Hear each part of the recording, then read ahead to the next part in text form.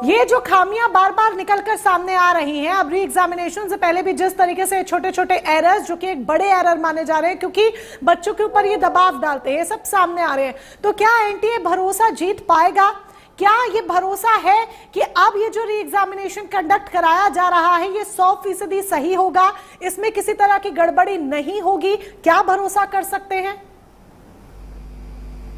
मोनिका जी, हम सबको भरोसा करना चाहिए और हम भरोसा करेंगे, लेकिन सच्चाई ये है कि सरकार के अंदर बीजेपी और आरएसएस के नेक्सस चल रहा है। यूनिवर्सिटियों के अंदर तमाम एजेंसियों में आज बड़े दुख के कारण कहना पड़ता है कि एक 17 साल के बच्चे ने पूरे इस नेक्सस को खोल दिया। पार्लियामेंट के अंदर जो कमेटी है एजुकेशन की, उस कमेटी को प्रेजेंटेशन दिया, बाकी जगहों पे बताया कि किस तरह से टेंडरों को डिजाइन किया जा रहा है पर्टिकुलर एक कंपनी को फायदा देने के लिए जो ऑलरेडी पहले से ब्लैक लिस्टेड है।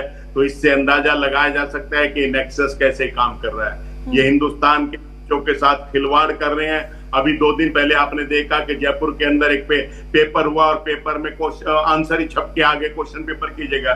तो ये जो है अनकम्पिटेंट लोगों को यहाँ पे भरा गया है। जो योग्य व्यक्ति हैं उनको दूर कर दिया गया और उसका ये फेलियर है कि एयरफोर्स को लगाना पड़ रहा है, पीएमओ को इन्वॉल्व होना पड़ रहा है, लेकिन जो लोग इसके अंदर दोषी हैं एक भी व्यक्ति को पनिशमेंट नहीं किया जाता जो है।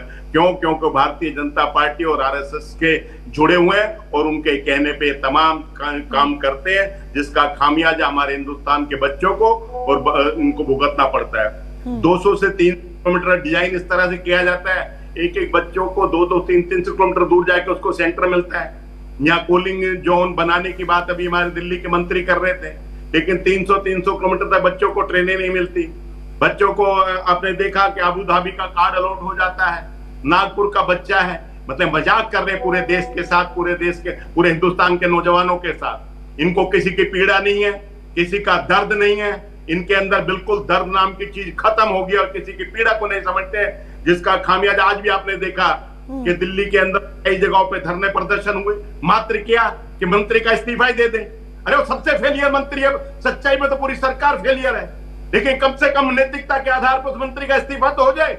लेकिन इतनी भी इन बच्चों का सम्मान ही नहीं रखेंगे, क्योंकि ये सम्मान नहीं रखते, ये लोगों का अपमान करते हैं, ये उनकी परीक्षाएं लेते हैं, ये उनकी आत्महत्याओं का इंतजार करते हैं, उस पर शोक भी जाए।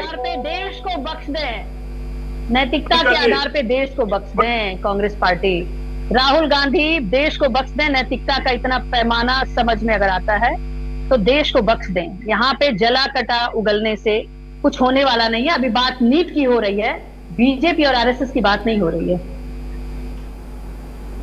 कुमकुम जी, मैं तो नीट की बात कर रहा हूँ। 2 दिन पहले जयपुर का पर्चा लीक हुआ, बता देना किन लोगों को दोष दिया है, किन की रिस्पॉन्सिबिलिटी थी, क्या अकाउंटेबिलिटी की है।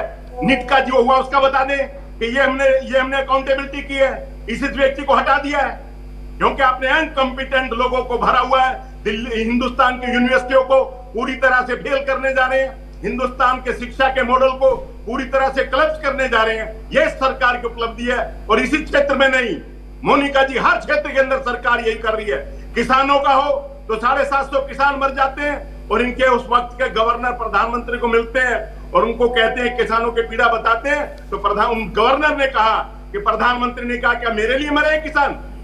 ये संवेदना मर चुकी है इनके अंदर संवेदना नाम की कोई चीज नहीं है, जिसका खामियाजा पूरे देश को भुगतना पड़ रहा है। महंगाई है, बेरोजगारी है, अमेरिका की। ठीक है, अभी नीट पर रहते हैं,